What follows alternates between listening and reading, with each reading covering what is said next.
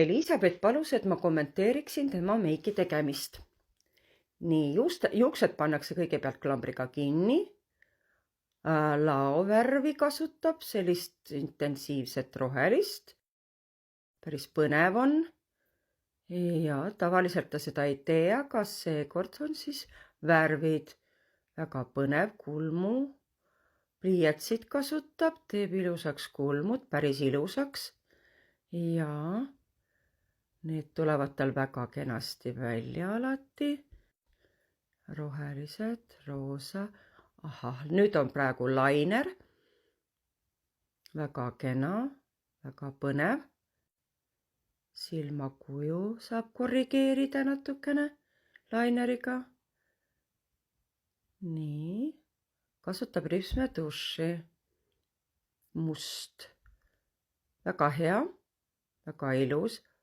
Siis silma sise poolele on pliiatsiga joonistab siis ka.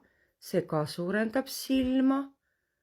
Teeb silma nagu hästi-hästi konkreetseks ja päris põnev. Praegu siis ta kasutab vast niisutavat kreemi. Masseerib kenasti sisse. Okei. Nüüd on siis need toonivad peite ja muud kreemid. Ilusasti siis hajutab selle näo peal laiali.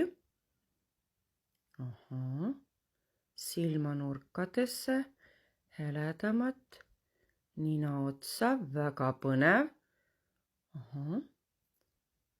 Ja sellisel moel vast saab lausa nagu näojooni korrigeerida.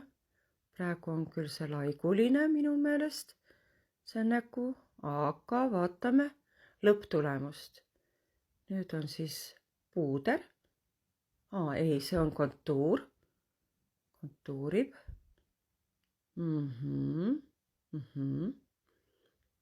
Okei. Ja peab kaela peale ka nagu seda hajutust tegema. Muidu on nägu liiga pruun. Väga põnev ja erkvärv. Nii. Tavaliselt on need toonid teised, aga siin on väga põnev. Ka silmad on põnevad.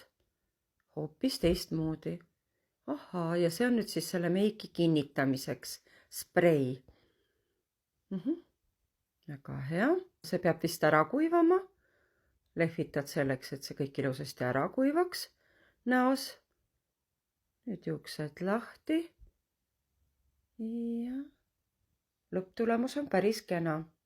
Ma arvan, et mõni vaataja praegu mõtleb, et kas tõesti mu ema ei näinud, et ma tegin midagi valesti, aga ta tegelikult nägi. Ta tuli peale seda voiceoveri tegemist minu juurde ja ütles, et kuule, ära seda küll üles pane, et see on täielik jama. Ainult, et ta ei julgenud seda öelda sinna videosse.